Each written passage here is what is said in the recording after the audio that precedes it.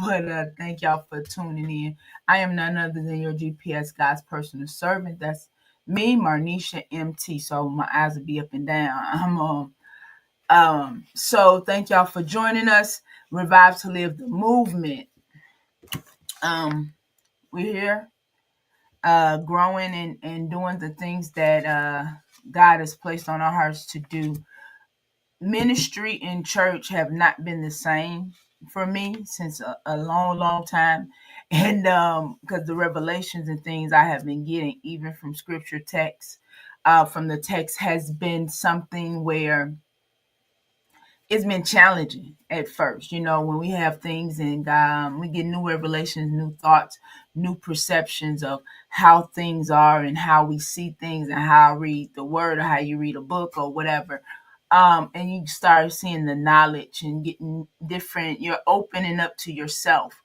And when you can see things and hear things that's contrary to what we have been told and what we have been taught, it does kind of bring up a little conflict, within ourselves. Ugh, a little conflict within ourselves. So, establishing Revive to Live, the movement, it was a long time. So, things that are evolving with all of us within this spiritual organization. We are just embracing the new revelations and embracing some of the things that God has placed on our heart for us to see. I know a lot of people now are saying, let's deconstruct church. Let's deconstruct it. Everything is about, deconstruction. And so I'm all for that. But I don't want to tear down anything that also helped me to be able to see the things where what needs to be changed, or I won't even say change, but where our hearts need to be open to. Hey, how you doing? Where our hearts needs to be open to. And so when our heart is open to things, and our ears are open and our spirit is open, and we say, well, God, give us the revelation, give us the truth, show us the truth. And he starts showing you things that's contrary to what you have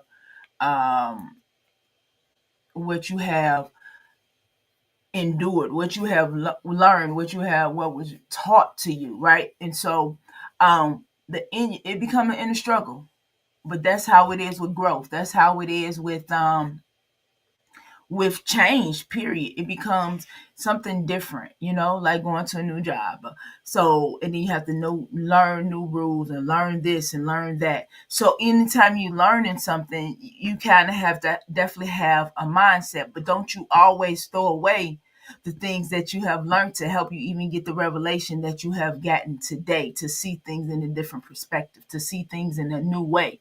And so I'm not ever one, because anything I see or feel and sense, or I get, it is in scripture text, or whether it is in the Quran and all these other, I'm in a place, y'all, of being open to different spiritual modalities and finding a common area, the commonality in the things I have learned before and the same things now. I've always seen that the commonality is supposed to be love.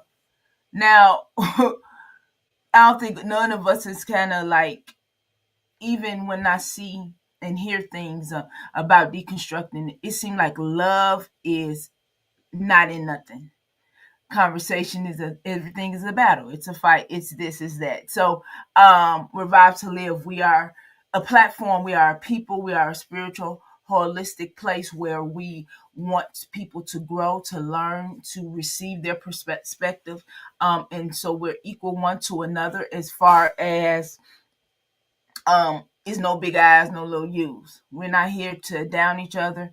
We in the church world, of course, definitely I'm an apostle. My wife is prophetess, pastor. Ooh, I know my allergies ain't about to kick up right now.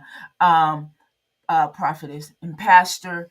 And so with us doing kingdom work, and it's not the typical kingdom, we ain't gonna always get the typical response. All right. So give me some hearts up there. Let me know if y'all watching or just joining. Anybody that's commenting. If y'all would like to come on the screen, just let me know. if you're going to be want to join into the conversation. All right, let me go right into it. Oof. So the other day, and I thought I was going to wait and talk about this because we was doing a series and about sustaining and maintaining. And so, but I had this whole thought this week, and God was kind of dealing with me on this, and about knowing the glory of seeing the glory of knowing the glory of God, right? And how when Moses said, "Show me your glory," like, show me your glory. Somebody, I don't know. Okay. Um, when he asked to show me your glory, and I said, well, let me look this up again, because we know that part well. God said, Moses asked, show me the glory, show me your glory, Lord. All right. So I kind of went into a little just reading and listening, and I just want to share some of this stuff that was downloaded and for me, and I hope it can resonate to anyone. And this maybe not be for everybody, I know, but just resonate, to be open to hear and to see commonality in everything. Okay. Because my perception, like the way God, I'm gonna say this, the way I end up putting stuff together, it'd be like, then you gotta stay with me to the end to see how it is. And so I'm just kind of even now in a place of embracing me and embracing how God used, how I'm created to put things together, right? So the pieces of the puzzle can work in my, that's how it is in my mind, and I used to hate that. So I'm double screen, and then my notes is on the other screen. All right, so King, we're gonna go to Exodus 32, and we're gonna start at 11 because 11 is important. So Exodus 33, 11. I'm going to first do King James, and then of course I have all these other things that kind of break it down, that I like other versions, but I do start in the King James. All right. Let y'all know King James is not the writer of the Bible. King James did not write the Bible. Know that. Please. I know I thought the whole time King James wrote the Bible. King James did not, he was not the writer and the creator of the Bible. King James was the king, of course, at the time, and he allowed scholars and everything to come together and to do their research and do their study and collectively write the scribes down and the scriptures down. And so King James, he paid for it. He was this foundation. He was the support. He gave the yes for it to be put together. So when we be thinking and saying, "Oh well, King James wrote it," no, it was a whole bunch of scholars coming together, being spiritually open, and dissecting the Hebrew, Greek, and everything else to come up and create the Bible. All right, in the King James version. Just a little nugget. Uh, so, all right. All right. I'm sorry. Exodus 33:11, and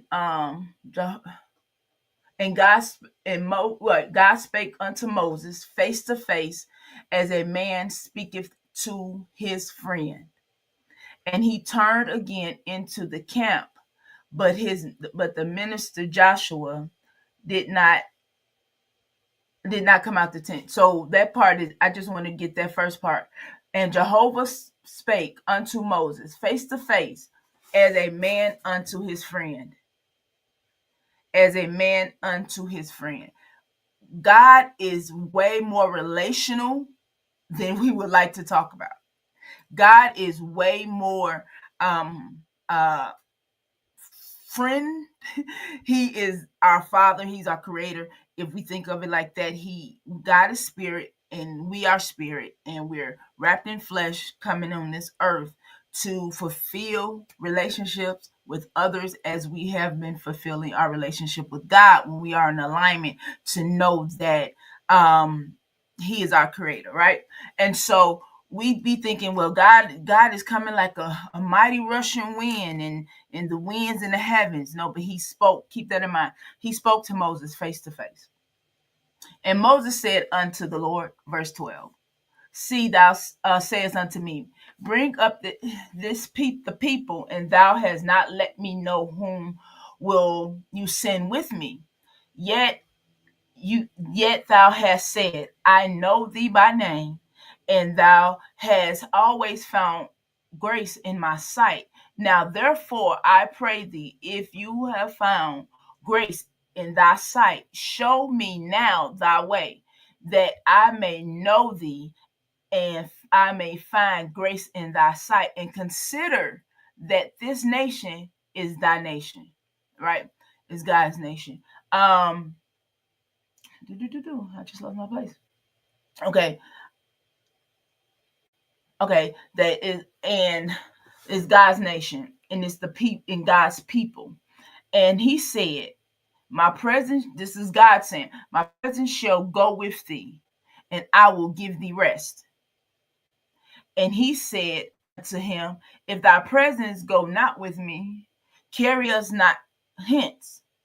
Wherefore shall it be known, to be known here, that I and thy people have found grace in thy sight?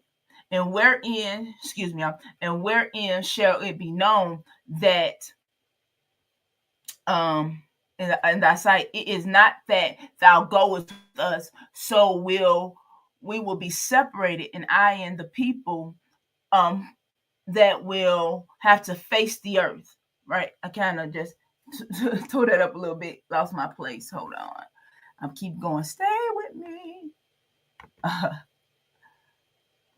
Also, too, I really do like comments, concerns, anything opening. Would like to join in and have this conversation. So verse 17, and the Lord said unto Moses, I will do this also that thou hast spoken, for thou hast found grace in my sight, and I know thee by name. And he said, I beseech thee, show me thy glory. And he said, I will make all my goodness pass before thee, and I will proclaim the name of the Lord before thee, and I will be gracious to whom I will be gracious, and I will show mercy to whom I will show mercy. And he said, thou cast not see my face, for there shall no man see me and live. And the Lord said, behold, there is a place by me, and thou shalt stand upon the rock. And it shall come to pass, while my glory passeth by, that I will put thee on the cliff of the rock, and will cover thee with my hand, while my hand cover thee with my hand while I pass by.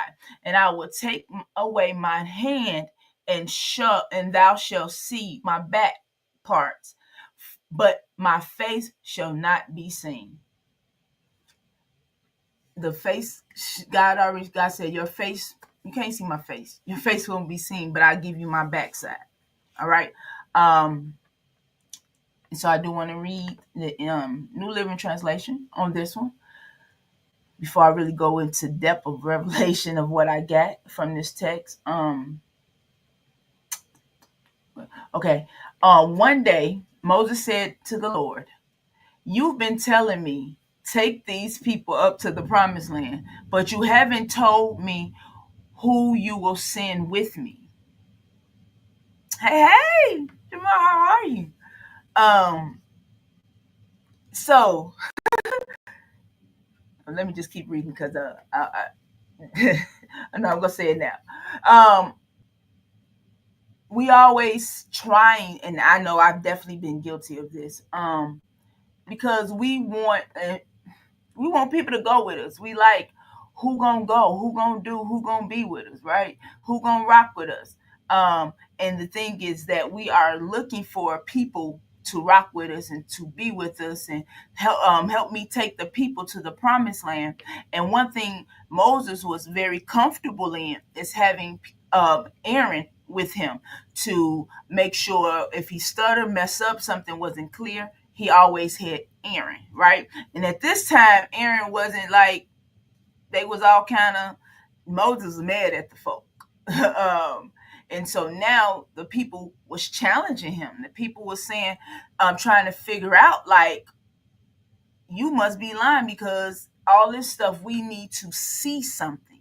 We need to embrace something. We really need to, we don't believe, yeah, the clouds is black, the thunder and lightning, but that's natural. That's normal. That cloud could come anytime because it's raining. So how are you gonna say that's God? You know what I'm saying? So this is the context, and this is the things that Moses had to go through while he was um taking people to the promised land, right? And so, you have told me, but you haven't. But whom will you send with me? You have told me, I know you by name. I look favorable on you. If it is true that you look favorable on me, let me know your way so I may understand fully and continue to enjoy your favor. And remember that this nation is your very own people. So Moses challenging God right there. A big, big challenge already. You're gonna show me, right? You're gonna show me that it is that you got favor, right? I could say all day, I got favor and this and that, and I want the favor, and I'm walking. And so God, like, well, I'm with you. Like, I'm with you. I got you. But we ain't always happy. So now even Moses is challenging God to say, I know this is so interesting, because this is what people do too. We have relationships with people like this. I've known you this whole time. Moses knew God since the burning bush, right? Moses was there. Him and God have a relationship. He have known Moses. Then got the people out of Egypt, dealt with the plagues, dealt with this. So they was running deep. They was running strong. Then all of a sudden, like, we have people that have been running strong with us, that know us, or we think that they know us. And all of a sudden, it's a switch up. Well, now you got to prove to me. But wasn't I just proving this to you 40 years? Wasn't I just proving this to you when everybody chose to walk out your life? Didn't I stand with you when they talked about you? Didn't I stand with you even though they talked about me for standing with you and belittle me because I chose to stand with you? Or didn't I rock with you when you didn't have nobody? I paid for you. I helped you in school. These certain different relationships. Find yourself in one. Friendships, relationships. I was the one. Business partners but we blew up. I was the one that helped you start this foundation, right? And so if I'm walking with you for this period of time, how in the world are you gonna say, show me your way? I'm in relationship with you. So automatically, the times that you have been with me, the time we spent, you should know me by now. You should know how I'm operating. You should know exactly what I mean. You should know the place that I am coming from, because we have been in this relationship for a pretty good long time. And now you want me to do something so the people can be pleased, and they won't no longer look at you as if you don't know what you're doing, because um they're not getting the outcome that they want, right? Now in verse 11, so Moses, go remember verse 11 when it said Moses, God talked to Moses face to face as friends. That part is important. Face to face. God talked to Moses face to face. But now he's challenging God to say, show me who you are for real. Because these people, it ain't even. And then he was crafty. What's the word when he said,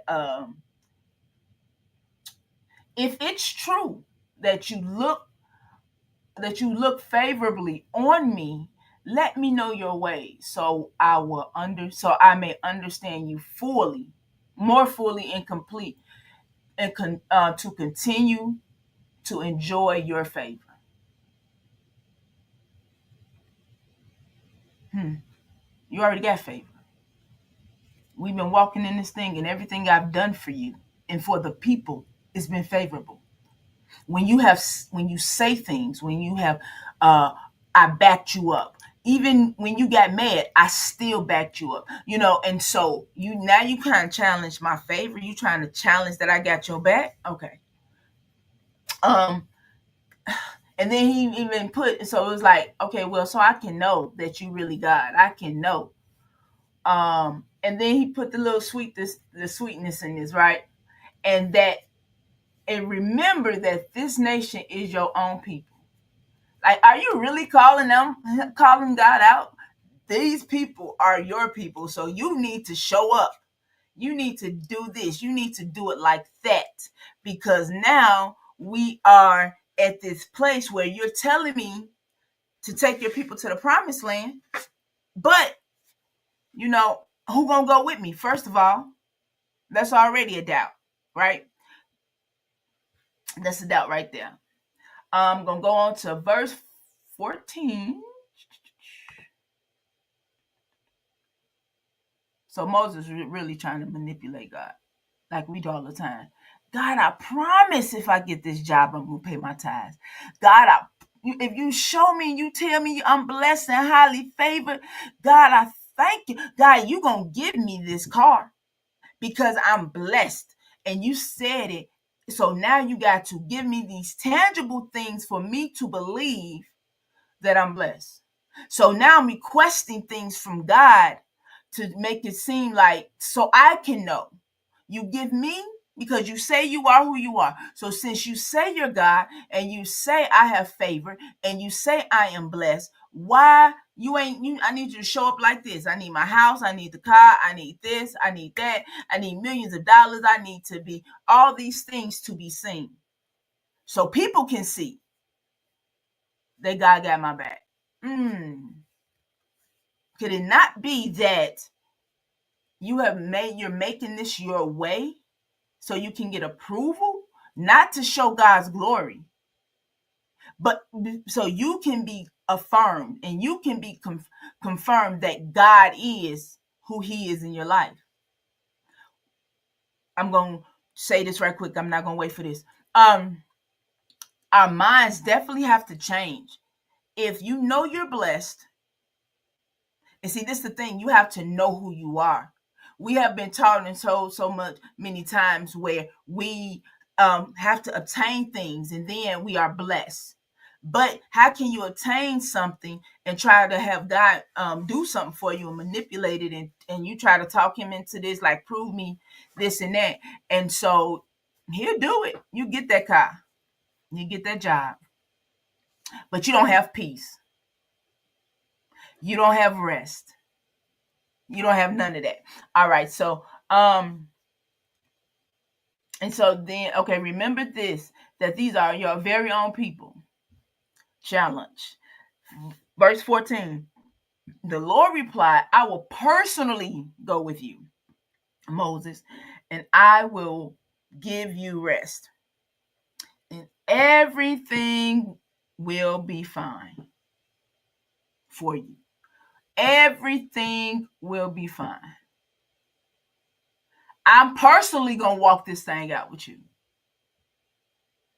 I'm personally gonna be this, and you're gonna find rest, because we be wanting people to go along this journey with us, and they can walk this journey out, but then it ain't always a restful situation. It's not always a peaceful situation. Now, I believe this. If you say, okay, God, let's walk, let's do this, I got you. All right, you're going to walk with me personally. I know you safe. I know I'm safe because you're walking with me, because I know who you really are. I know the type of dynamic that we have because you speak to me face to face as friends. We talk.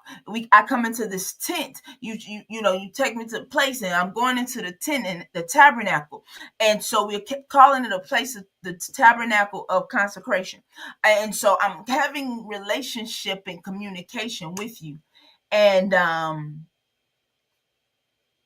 got you. We got this. So I feel like if we're in a place of trusting that God is who He said He is in our life, and that He got favor on us, and He's well pleased with us, and you like, all right, I'm gonna do it. God gonna send you the people, to send you the person, send you the crew, send you everything you need to do what you have to do to get to the promised land. Okay, but He didn't want that. So the Lord said, verse 14, I'm going to read this again. I will personally go with you. This is New Living Translation.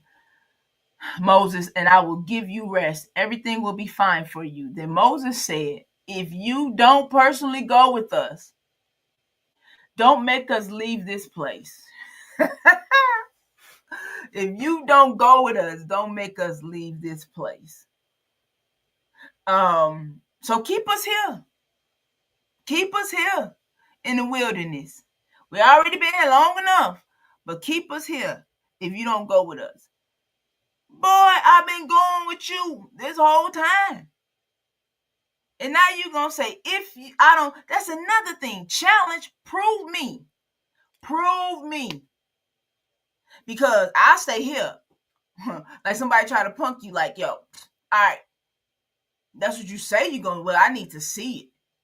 Right? You about that life? All right, then you need to do it. Because now we in a place of challenging and trying to pump one another. And like, well, it ain't no point. I just might as well stay here. Okay, then stay. We give we give ultimatums and stuff. That's like an ultimatum. Either you do or I stay. That's good. What if the promised land you envision is not what the Most High has in mind for you? That's a question. What if the promised land you envision is not what the Most High has in mind for you?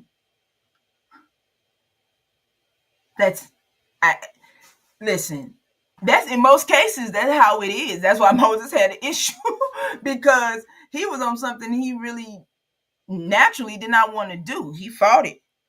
But that's how we are. Well, God, I want this. And maybe your promised land is to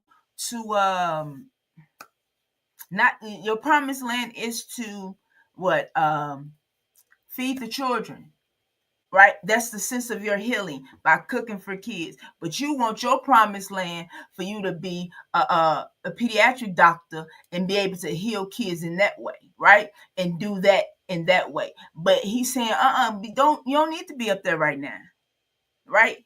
Start using this is your promised land right here.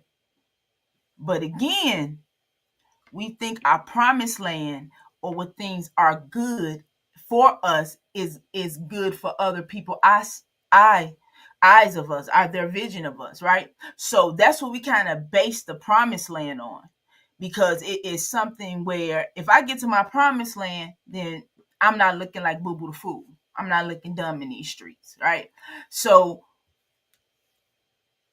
when it's not, we still got to go. Because in that course of at this time, it may not be your promised land.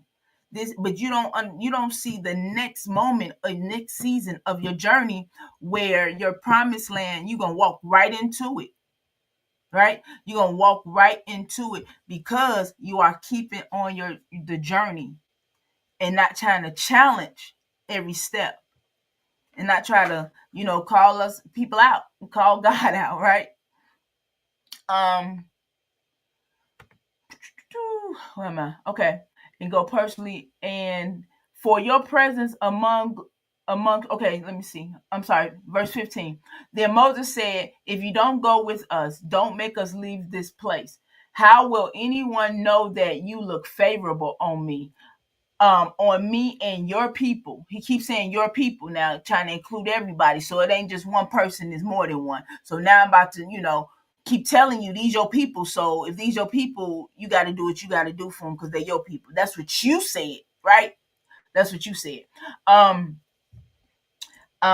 so if you don't go with us for your presence among us, for your presence among us sets your people and me apart from all the other people on the earth. It's a difference. It's a difference. Like if you do this, then we'll do that. So now everybody would know, right? And so because we're different from everybody else, so we need to have this hierarchy. We different because you are, we your people. So we need to operate and be doing big and marvelous things. Okay. Let me keep going. What? How much time? Okay. Then the Lord replied to Moses, "I will indeed do what you have asked." God was so nice. What you have asked, because it wasn't an ask, it was a challenge. For I look favorable on you, but he's a man of his word, right? So I look favorable on you, and I know you by name. So pretty much, Moses, I know you're gonna do this. I know you. Remember, your name is who you are. I know your characteristics. I know your mental capacity. I know the root of all of this. I know you, dude. um,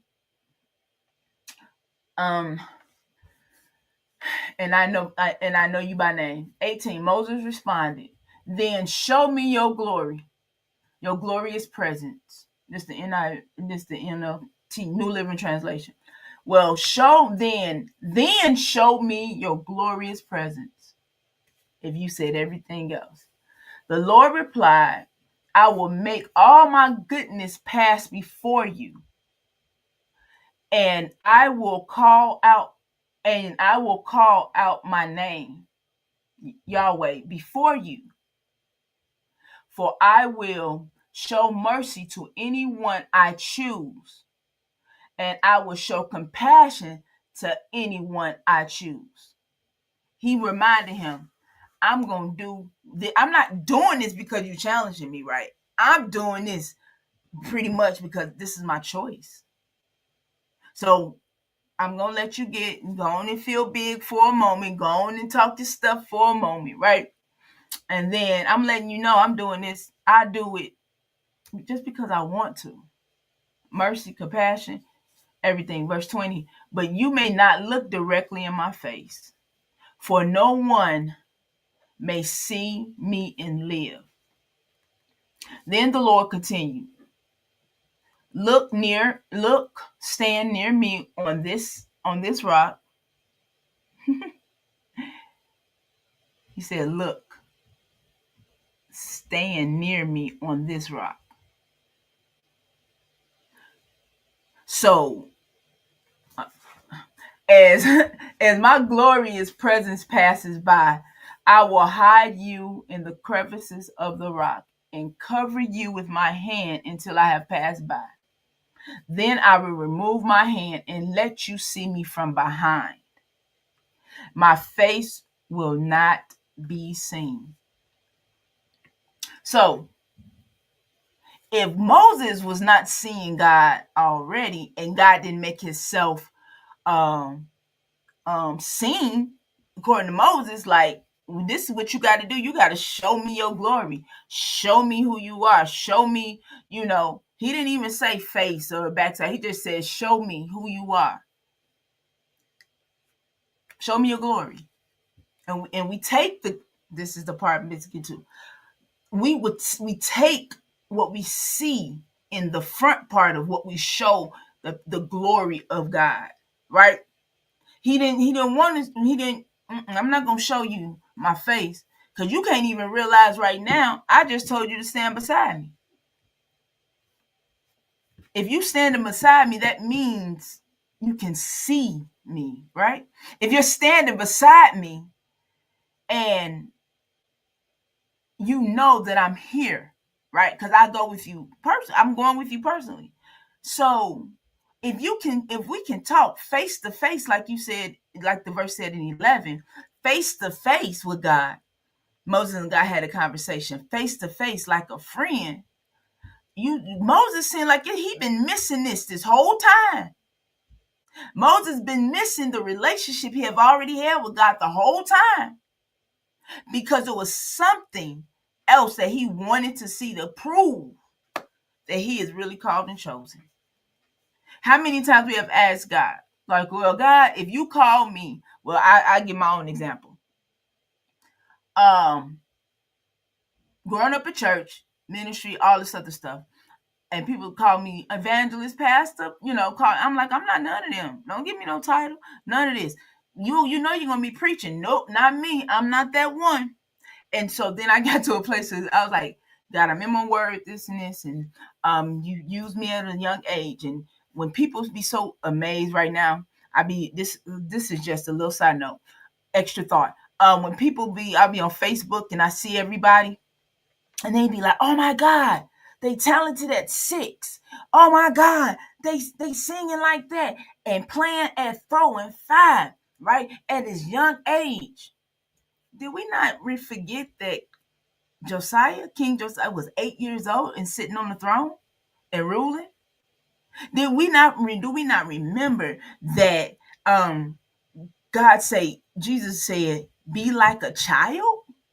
So these children already flowing and operating in the place of purity, a place of their creativity, because yet they have not been what they hear within themselves is greater than what they hear outside. So if they find safety in singing, baby, I don't care. It don't matter how old you are. We be so, oh my God, they're so young doing this. Yes, and remember, we was once young too, having that same passion, and somehow that passion dwindled, and we ended up moving astray from the promised land, from our promised land. All right. Hey niece. Um Let me get ready because it's a point. Stay with me. And stay with me, and I believe this will bless you, right? So he removed his hand, but my face, he said, you will not see. So why is God not trying to? Why is he hiding the face? First of all, I feel that he hid his face because you already done seen my face. Now, since you don't believe that you seen my face, I'm just going to show you. Now you don't know who I am for real. You challenging me. So let me show you my backside. Backside. And when we see backside, most time we're talking about, some people, I heard said, God showing his butt. And if that's the case, he is showing you, like, dude, you know, that's, I'm being petty now. But God is like, I show you my back. I show you the glory. And it was, glorious presence. I show you my glory. But you didn't had my glory all this time walking with you. But now you want to see something that you have already had relationship with. So don't downplay me, sir. And Moses got the backside, and I was starting like, well, God, what's up with the backside and your back? And when your back is one of the main important elements of your body. If your back is out, I'm gonna live a testimony, but if your back is not backing, you don't have any movement. You don't have, and if it go out, it hurts to move. Our back is for movement, bending, standing. Our back do a lot of things, and our back's supposed to be strong. So he's like, all right, well, you didn't appreciate my front side, my face, our relationship one-on-one. I'm just gonna show you my backside. So now let me show you how strong I am for real, like the muscle man be doing. Like, I can't do that. That hurt. Let me show you that part. Let me show you my buttocks, my butt, so you can see, like, I got strength and I know how to dismiss stuff, because at this point, even when I thought about it, we want to see the glorious parts of people, but we don't want to see the nasty parts of people. The glorious side was the front side. Because God, he didn't say, let me see your face. God said, you won't see my face. I'm going to show you my backside. Moses asked for a complete, let me see you. Reveal your glorious presence to me. That's your whole front side. That's what people see. That's what they want to see. That's what they need to see. Right? So, but now I'm going to show you my back that ain't not that glorious, and it got muscles and strength, and that can show that, and my butt, whatever. I show you all of that in the back of my thighs, and so you can see some things, and everything you gonna see at that point is not always good, right? Because we look at God as being good. God gonna give us what we want. And why would God have to give us what we want when he already gave us the authority to possess what's ours, our heart's mind desire? Anyway, that's another whole thing. So as I began to go, and I'm like, okay, God, what was really so up about why you only show him the back? I just want to take this really, I'm going to read this text in First King James. Then I'm definitely going to have to read this in the Message version before I'm just going to read it and then keep going. All right. King James. I'm going to try not to stop in between. King James version, Matthew 7:15. Now, this is the part where I got to start putting together a why of why you can't see the front side. Why did I show you my back? Some of the parts where, man, my mind was going, thoughts was going. I'm like, okay, God, now I'm getting downloaded a lot. So let's stay focused on one, because I'm hearing this and then they're like, now, mind, calm down. Spirit already got it. Mind, calm down. Work this thing through. And I was already irritated, not feeling the best this morning.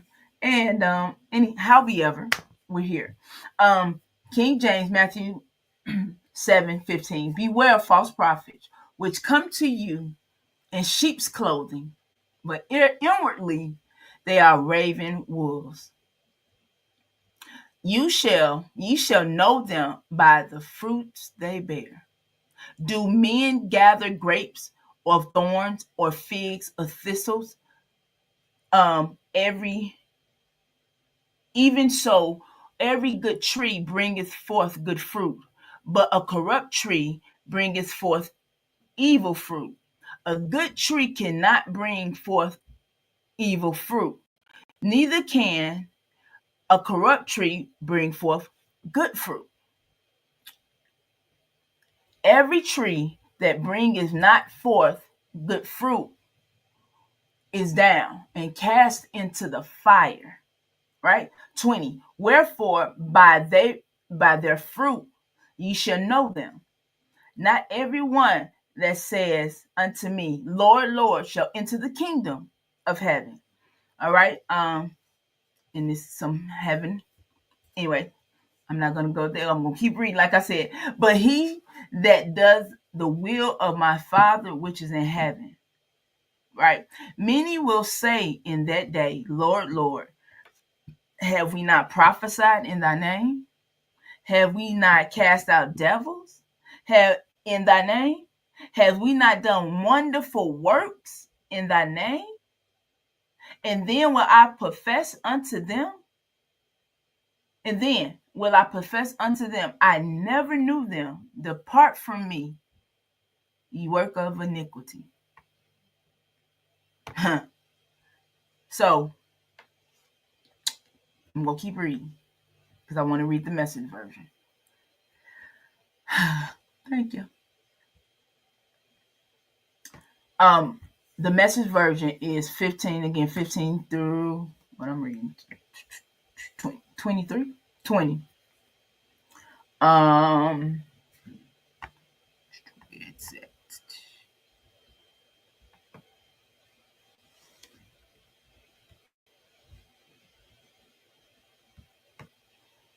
all right. The whole text didn't come up like I wanted it to.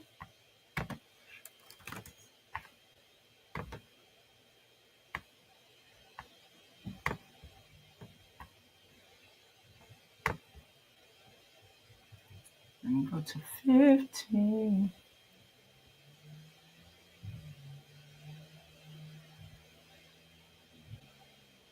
All right. Verse 15. Be weary of false prophets who smile a lot,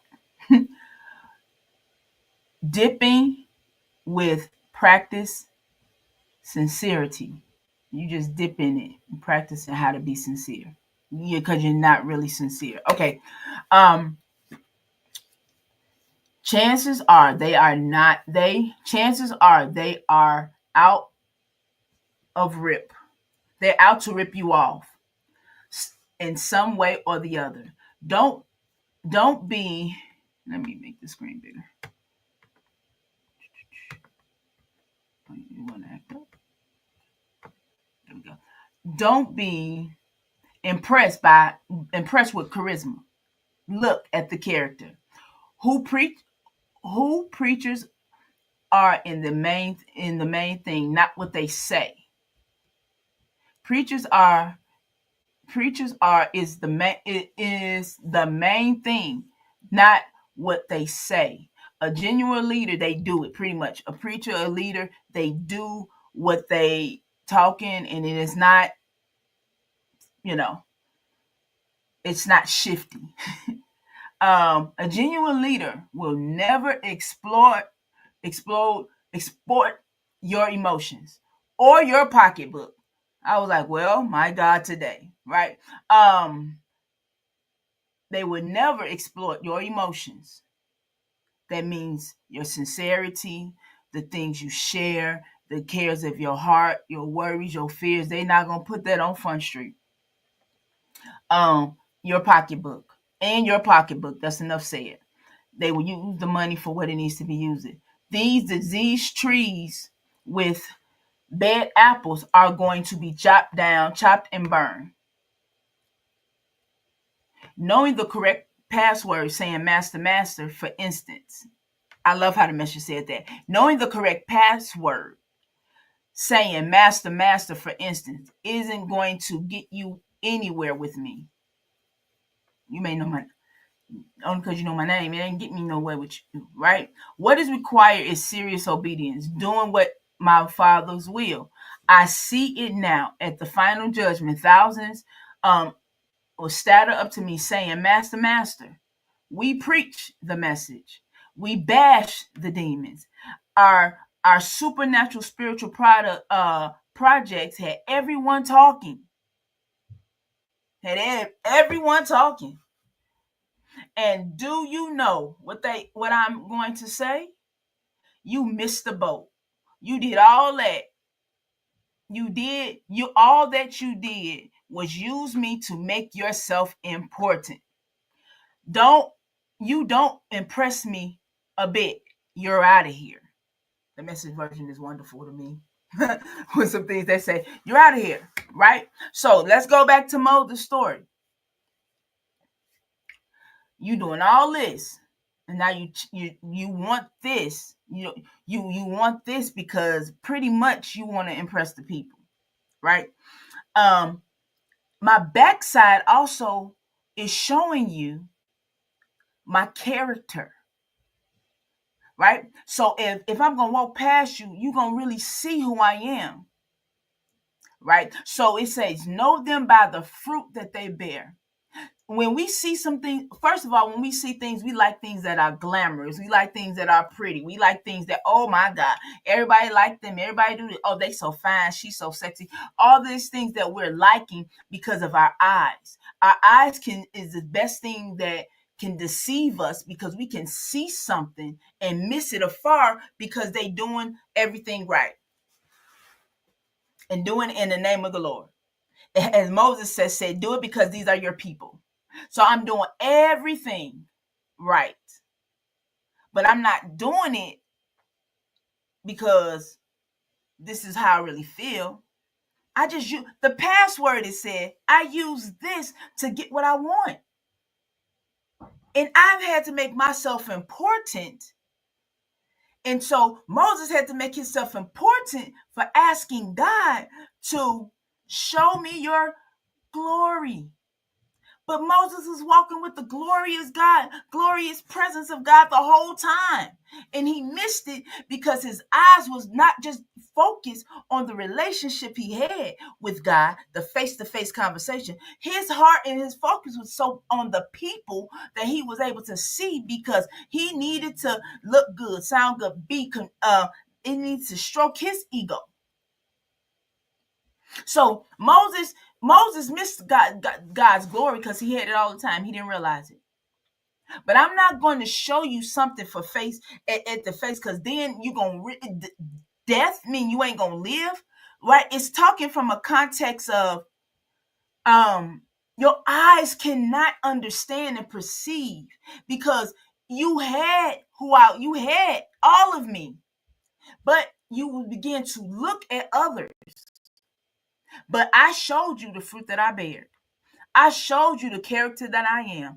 I showed you my way. I talked to you in any shape, form, or fashion. The people wanted food, and they wanted water. They wanted all these things. And then I had to remind them, did you not walk 8 years and nothing on your feet? Your feet didn't hurt. Your shoes never worn out. But now I still need to do something to help you, to please man, just to prove to you who I am and who I've constantly been to you all the time. When you see, I'm telling you, we need to start paying attention to people backside, because we get so struck in their face. Now we can tell their physique is tight, or how it is in the back they got strength. We ain't caring so much about it, but we want to know, do it look good? We want to know, are you appealing to everybody? We want to know all these things that will captivate people's eyesight. Hey, Sasha, how are you? Captivate people's eyesight. So then when we're doing this, it seems as if we're doing God. But God is not about doing something to prove to others who he is. God is in whatever he does. And he's, like he said, he do what he want to do. Compassion to some, mercy to some. That's his choice. As if it's our choice.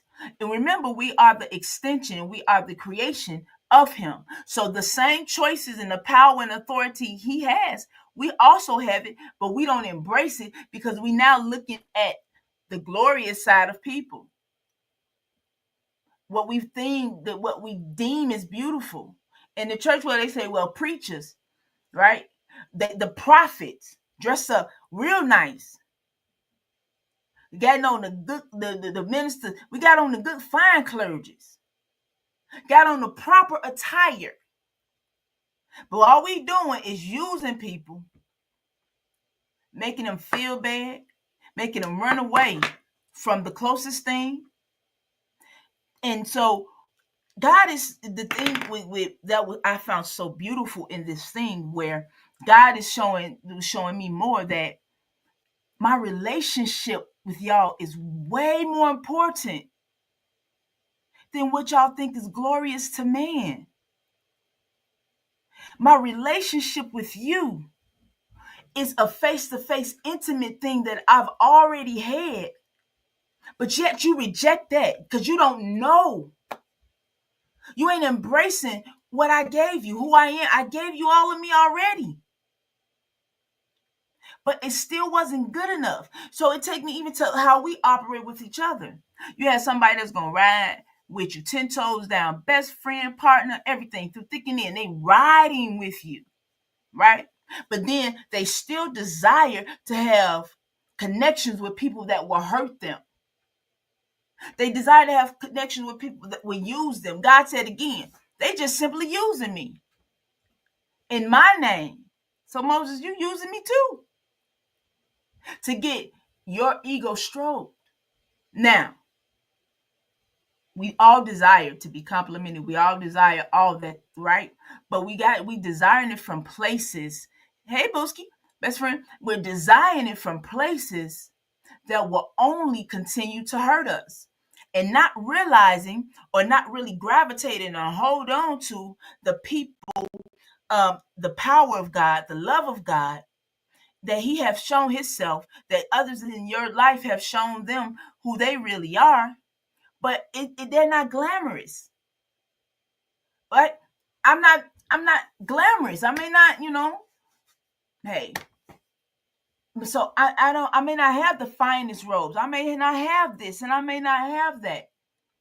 But people will choose to go to somebody that have all the wonderful garments. And there's nothing wrong with having the wonderful garments. Please know that. There's nothing wrong with having wonderful garments and looking good. But it is the issue that you want to have this look, but your heart is not there. You want to have this people approval, and for them to say you did good things, you did good works, you bought me the car, you paid for my bill, you did this, and yeah, they would bait you and they'll say, okay, yeah, right. And then when they in front of your face, they talking about you. They telling people, other people, and this don't have to be just a pastor, preacher, minister. It's what we do with one another. So we slight the face-to-face relationships that we have, because that's not suffice enough, because we want this over here. So we downplay or dog walk those who've been walking with us this whole time, right? They say, oh, well, I've been so good to them. Why would they be with somebody that is abusive to them? That's some of the image of how they feel about themselves. First of all, because it's a thing to do, to work, to get approval. God accept us, right? We don't accept him, right? And it's because we miss the relationship. We already could, that he made us wonderful. That's it. That's it, Booski. Your heart. It's all about the heart. Because God looks at the heart. So we got wolves in sheep clothing. Yeah, we got. I'm double devising, y'all. So we got wolves in sheep clothing to pretend that there's something. Instead of advancing the kingdom, the world, they making people run away from love. But that's because we still not at a place to see the love that's already been given to us. This context, it just kind of like, dang, Moses, you had it and you wasn't satisfied. Dang, Marnisha, you had it, but you wasn't satisfied. And you wanted somebody else to do something else glorious, so somebody else can say, oh yeah, you got a good best friend. You a great pastor. You a great leader, Marnisha. And we're doing it just for self-gain. That's why it says God looks at the heart. Man looks at the outside. I know you by the fruit that you bear. It's only so long that you can go with and presenting this good image, right? And then you presented this good image so much. Everybody now you have blindsided. Hey, MJ, you got blinders on now, because you are looking at what's glorious, and you don't pay attention to the stuff that's really there. Oh, well, they gave me $50. They gave you $50, right? And they've been talking about you behind your back for 10 years.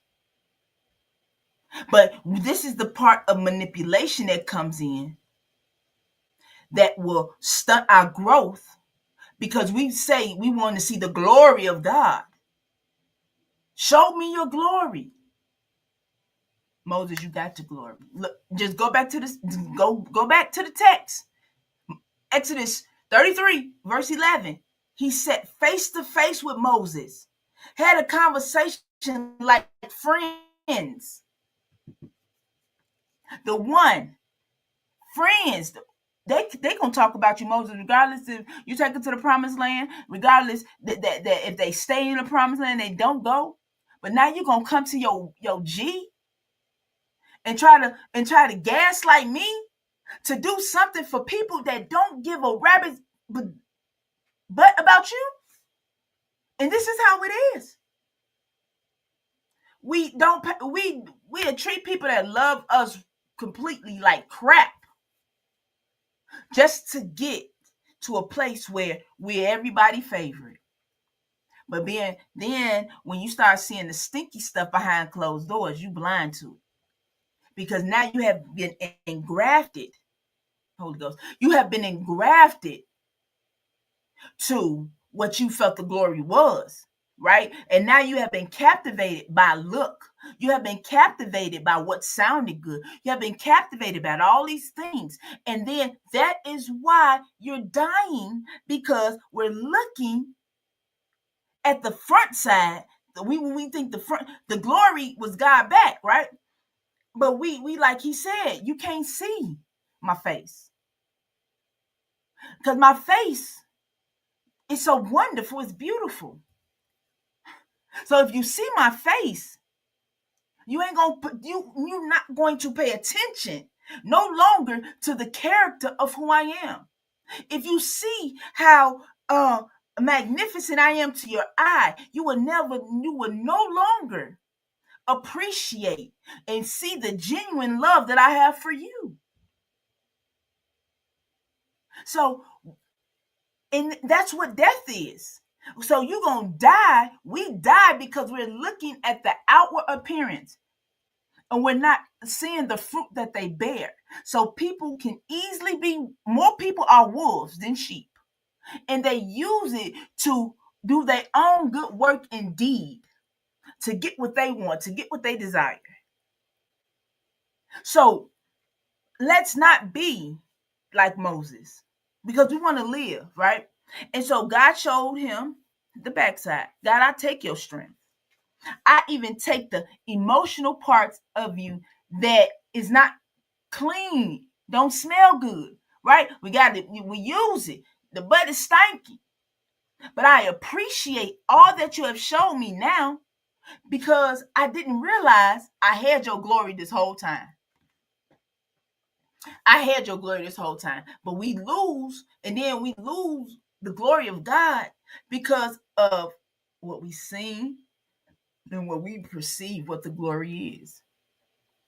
The glory of God, the gloriness of people, the gloriness of God is not always something that you think is going to be great. But to know God and all of everything he do, so even us, God's, to know us for who we really are, is going to be great things and it's going to be bad things. Right? So if we having these issues in the front and what's glorious, but man, and I'm going through and I'm struggling with stuff, and well, God, okay, they don't see my struggle. They don't see all of this stuff. But I need somebody that's gonna have my back. I need somebody that's gonna cover me. Right? And so even then, even it's another thought I had, as God was walking past, and he purposely put his hands over his eye, over Moses' eyes, because I want you to live. Because I'd be rude and mean if I let you see the face, and then you really would die, because you can't handle that. Because along the way, God is showing us the face of people, and we're not embracing it. So since we don't embrace who we really see people to be, and we see that they wolves, but we want to be blind just to keep hoping on to the thought and hoping on to say, I wasn't wrong. I wasn't wrong. But you was wrong. And it's okay to be wrong. Boosie, you say guilty making wrong choices. It's okay to make the wrong choices, because if we know we make the wrong choices and we are in a place of being enlightened and healed, we know the direction we can go to make the right choices. But if we keep being blinded by what looks good and moved astray from somebody that's solid because of they tickled your fancy, or they big dogs, right? And so y'all end up using each other. But God didn't. He said pretty much, Moses, I love you. I'm doing this because I want to. Because remember, I said we're friends. What would you do for your friend? Even after they pissed you off, even after they betrayed you, even after they um glorify somebody else, thank other people on Facebook and gave other people shout outs on TikTok, right? And did all this other things, and then they getting all this stuff, and then when all the negative words come, and then the people that they glorifying dog them out, then they want to come back to God. They want to come back to the good friend. And that's what friends do. We stand and we have the back. If it's far back, close back, it don't matter. Because that's what love is, and that's how God is now. God ain't stupid. That's why he listened to Moses so good and told him, dude, it's my choice to show mercy. It's my choice to show compassion to whomever I want to. Period. It's my choice. So, seeing God's glory is something that we have every day when we really open our eyes and our spirit to realize that I don't have to jump through hoops to be blessed because I'm blessed. I don't have to change for somebody else. I want to change for myself. Yes, from the root is changing me, maturing me, healing me, and not being blind. Now, God blind Moses on purpose. Let me cover your eyes. And sometimes it is like that. God don't want you to see people for who they are or who they show others to be. God wants us to see people in a stinky, nasty place. We see the strength, right? We see the strength of man in the back, in the muscles, right? And then they work out good. We can see it in the butts, right? But even in that part, that's where all the nasty stuff comes. That's where the detox exit, right? So God is still showing us his strength, showing Moses, I got you, sir. But also, too, I'm showing you all the stuff, too, that I got to get rid of, that we got to get rid of, right? So, yeah, don't allow ourselves to miss out and to discontinue relationships because we say we want the glory and we're not realizing the glory has always been in our face the whole time. We don't miss out on somebody that loves you for real because we want somebody else to love us because they look good to everybody else, right? And it ain't the face that we need to be paying attention to. It's the actions. It's the words. Definitely hear the word. Hear the word. Moses heard all God's words. Moses seen all God's actions. But he wanted to feel validated more by seeing something else, a physical look that can go away anytime. But the beauty of someone is in the life of being honest, a life of showing fruit, real fruit, good fruit, right? And all of us have one point of our life looked at a tree and man, it looked good. Oh, that looks sweet. Oh, I give an example. Got some oranges. I love these oranges, these new type of oranges, right? I got. And so on the outside, because it was in there for a little bit, felt it. Okay, feel like it was cool. But on the outside, it looked it normal. On the outside, it was cool. It even had a nice smell to it, right? So I'm thinking I'm about to munch this thing. I opened it and it was rotten from the inside out. I peeled it. It wasn't even the layers or the outer layer of the orange. It was literally in the middle, the core of the orange that was holy, thank you, that was attached every piece of those orange slices together. The blackness, the mold was right in there. It was right there. So don't be deceived. Don't be deceived because don't be deceived because we will be the last ones. We will be the ones laughing. Yep. We will be the ones not cracking up. We will feel terrible, right? It's a scripture, pastor scripture where I'm definitely about to end up. It says, I think it's in one of these. I didn't write that one down. Okay, but it talks about giving food. Now I really want to look at it. Let me see. Let me see. Just get if you give me a second. Just give me a second.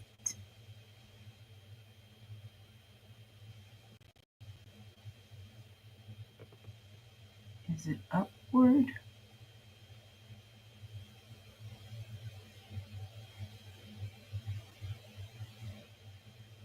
Um. So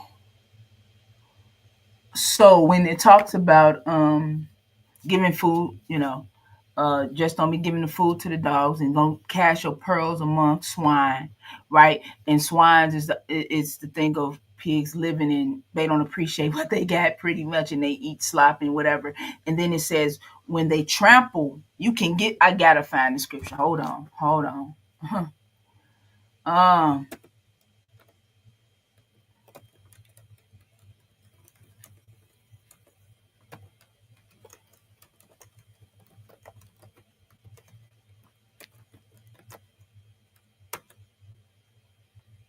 oh,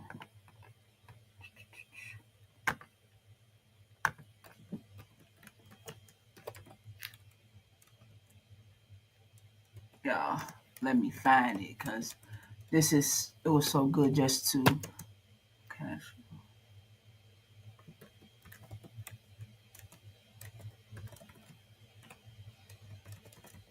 Let me slow down when I'm typing.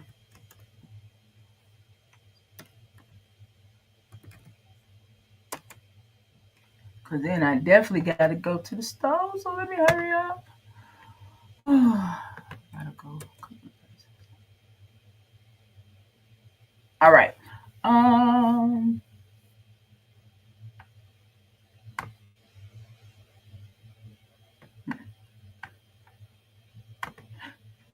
So that wasn't the right scripture. So anyway, um, we have to be definitely um appreciating the love that we do have around us, appreciating the relationship that God has given us, and appreciating the people that will rock with you. And we choose not to because that's where the death is at. The death of what we think is beautiful. That's what's gonna kill us, right? The death that is yeah, because we stop paying attention, y'all, to people's actions because we want to be a part of the in crowd. We know people are not being honest, but because we allow to be in the in crowd, we would end up going along with the lie and supporting somebody and backing somebody else up on a lie and on something that is false. And as the scripture said, I'm going to continue to give my money or do all this stuff. And I'm going to encourage other people. Yeah, this is a good place to plant. And the leader is spending money on whatever, right? And so I'm just going from the scripture text. Now, everything have its good and its bad. Not saying all leaders and all people are like that. No. But those who are using the name of the Lord just to get what they want. Like Moses even tried to use the name of the Lord to get what he wanted in the personal relationship that he had. Oh, yeah. It was in the same chapter that I was just at. Okay. Definitely in the same chapter. So it's in verse Matthew 7, um, verse 6. All right. So I'm gonna read this first in the King James. And then right quick, and then I'm definitely gonna end y'all. I promise I'm about to be up out of here. About to be up out of here. Hey son, how are you, Demetrius? Oh, dun, dun, dun, dun, dun. So yeah, I'm just thinking about some of this stuff, right? Um, if you have not watched the movie on Netflix, School of Bad and Evil, definitely check it out. Check it out. It was a scripture I read that definitely blew my mind out because it was the scripture saying about the fruit, what is good, and living in the bed, and all that other stuff. It's great. It was a dynamic movie. Dynamic movie. And so then I ended up, y'all, crazy on Showtime. Crazy series. Like crazy series of a Mary and George. What was it? Yeah. Mary and George. And how Mary was using her son's look, her son's um uh outward appearance. She used that, she took sent him somewhere to train him up to not to harden his heart to the place where he could begin to do evil or begin to use people because that's not the person he was. But his mother needed to get into a higher place. She wanted to go be with the king and all this other stuff. So she wanted to have a sense of royalty because that's what people thought she was from, right? A sheep. They thought she was good. She lied about everything, but she used her son because of the beauty of her son to open doors. And in that process, his heart changed to taking something so pure, so precious, to make it so, and it was he give. He didn't want nobody to hurt. But then all of a sudden, started saying some things, seeing some things. He was shocked about what he seen. But then he became the outcast because he didn't go with what was being shown to him, right? So anyway, that movie definitely again was just kind of being some light bulbs to me on this as I was going over that. All right, so okay, give not that which is holy unto dogs, neither cast your pearls before swine. Least, this is the part we miss. We don't really say, but it's very important. And this is the why we shouldn't um, do these type of things, right? Least they would trample them under their feet and turn again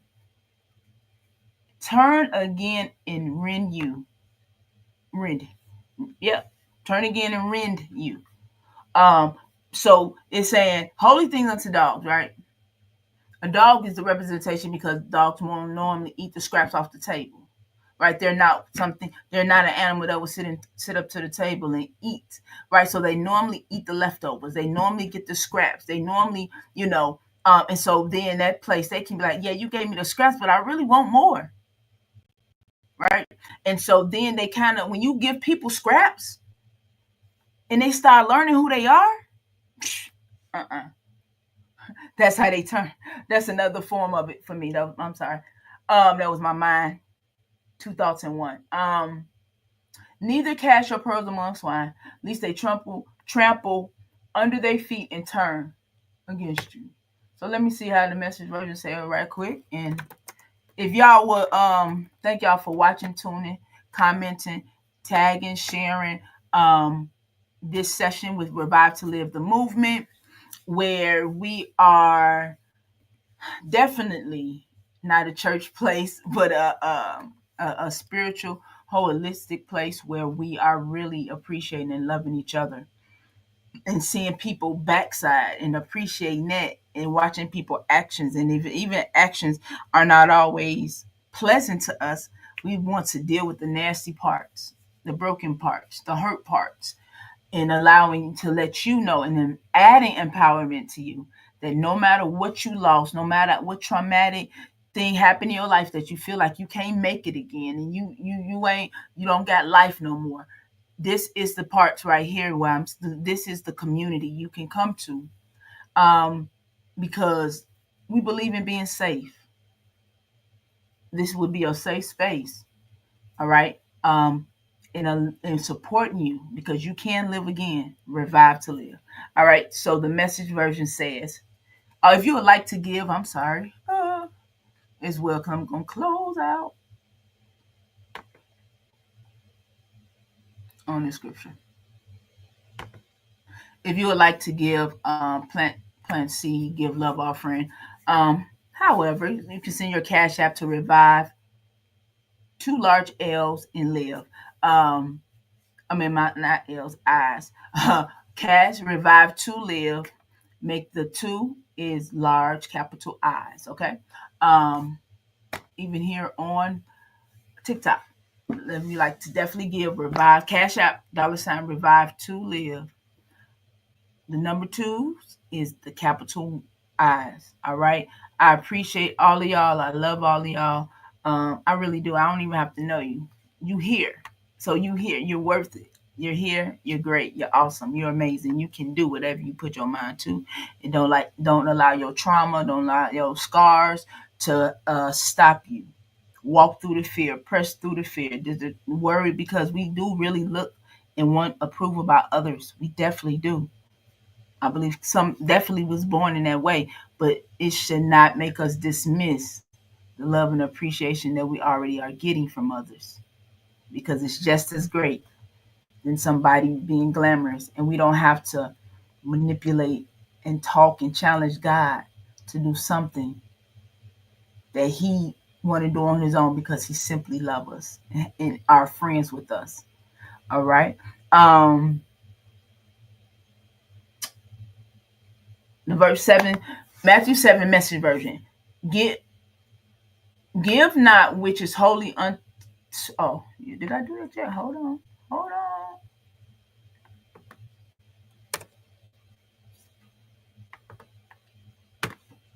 I'm about to read the King James again.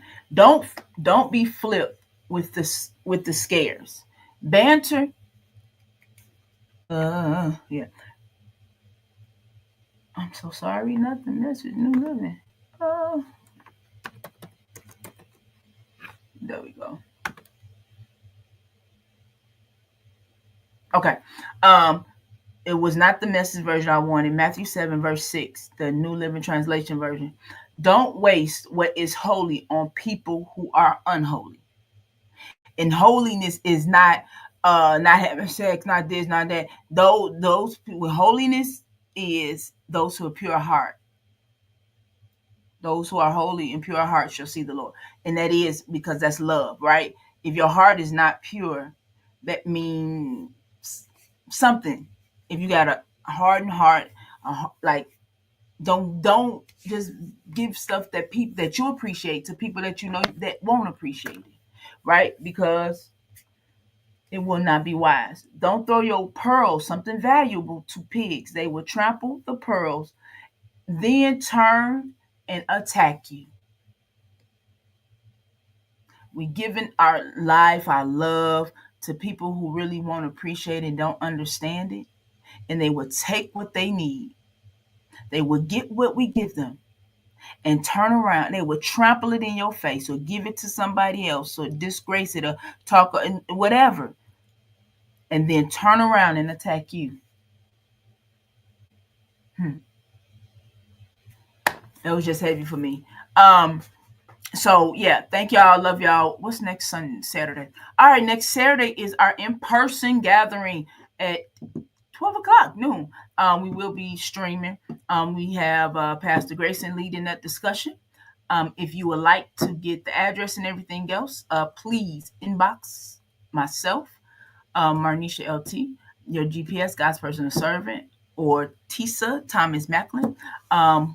co-founder, visionary, my wife, and the of the right hand executive pastor, um, Grayson Kern. All right, so that's it. Yeah, Grayson Kern. So we love y'all. We appreciate y'all. Let me try to end this at the same time. Um, have a good one, y'all. Hey, have an amazing one. Out.